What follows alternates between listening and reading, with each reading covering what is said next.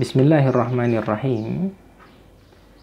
Di antara sunnah-sunnah Nabi Sallallahu Alaihi Wasallam di dalam berbuka yang dapat kita terapkan dan dapat kita ajarkan di tengah-tengah keluarga kita adalah yang pertama, untuk hendaknya kita memperbanyak berdoa sebelum kita berbuka, dengan doa-doa untuk kebaikan kehidupan akhirat kita ataupun untuk kehidupan dunia kita.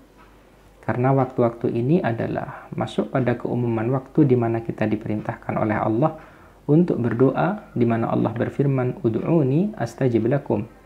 Dan berdoalah kalian kepadaku, niscaya aku akan mengabulkan bagi kalian, kata Allah Subhanahu wa taala. Dan terdapat sebuah hadis yang diriwayatkan oleh Al-Imam Tirmidzi, dihasankan oleh beliau, di mana Nabi sallallahu alaihi wasallam bersabda, "Thalathatun la turaddu da'watuhum." 3 golongan manusia di mana doa-doa mereka tidak akan ditolak oleh Allah Subhanahu wa taala. Salah satu di antaranya adalah as-shaimu hatta yuftir, adalah orang yang berpuasa hingga ia berbuka. Nah, maka ini adalah amalan pertama yang dapat kita terapkan di dalam amalan-amalan sunnah ketika kita berbuka puasa. Lalu kemudian yang kedua di antara sunnah-sunnah Nabi adalah mensegerakan berbuka puasa ketika kita telah benar-benar tahu bahwa waktu maghrib telah tiba. Hal ini dikarenakan Nabi Shallallahu Alaihi Wasallam di dalam riwayat Bukhari dan Muslim menyampaikan, la yazalun nasu bi khairin ma ajjalul fitr. Umat manusia, kata Nabi, masih berada dalam keadaan yang baik-baik saja selama mereka mensegerakan berbuka mereka. Lalu kemudian yang ketiga, sunnah-sunnah Nabi Shallallahu Alaihi Wasallam di dalam berbuka disebutkan oleh Anas bin Malik di dalam riwayat Tirmidzi dan juga di dalam riwayat Abu Dawud dengan sanad yang hasan. Anas bin Malik radhiyallahu taala anhu menyampaikan, "Kana Rasulullah sallallahu alaihi wasallam yuftiru ala rutabatin qabla ay yusalli."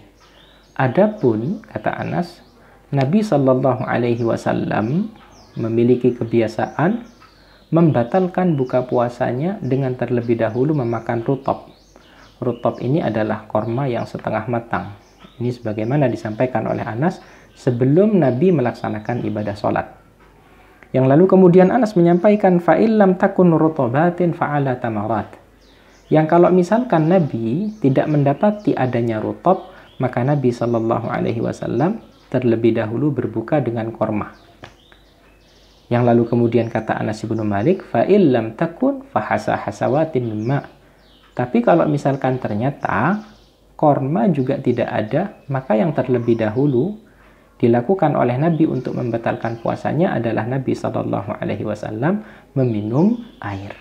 Nah, maka ini adalah sunnah ketiga yang dapat kita lakukan hingga kita dapat memperoleh amalan sunnah yang disunnahkan oleh Nabi kita, Nabi Muhammad Shallallahu Alaihi Wasallam.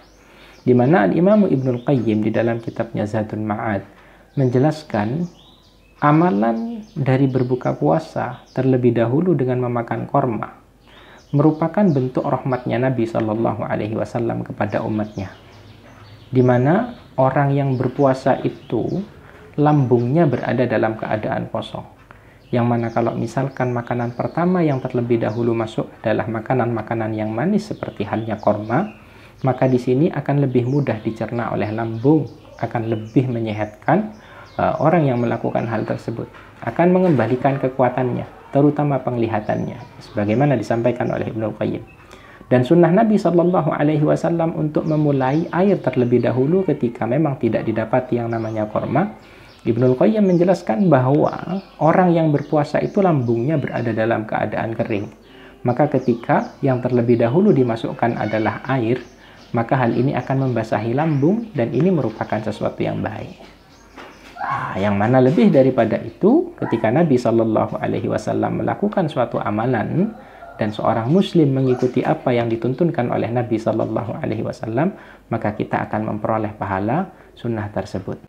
Lalu kemudian sunnah yang keempat yang dituntunkan oleh Nabi Shallallahu Alaihi Wasallam adalah ketika kita berbuka berdoa dengan doa yang diriwayatkan oleh Al-Imam Abu Dawud dengan sanad yang hasan, di mana di dalam hadis Abdullah bin Umar, Ibnu Umar menyampaikan, adapun Nabi Shallallahu Alaihi Wasallam ketika beliau berbuka adalah beliau berdoa dengan doa dhahabat dhama'u wa batallatil uruqu wa thabatal ajru insyaallah.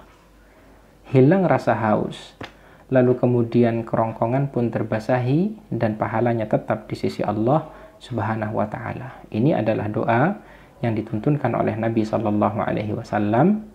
Ini adalah sunnah-sunnah di dalam berbuka yang semoga kita dapat menerapkan di dalam hari-hari kita di bulan Ramadan. Aqulu qawli hadza wa astaghfirullah li wa lakum innahu huwal ghafurur rahim. Assalamualaikum warahmatullahi wabarakatuh.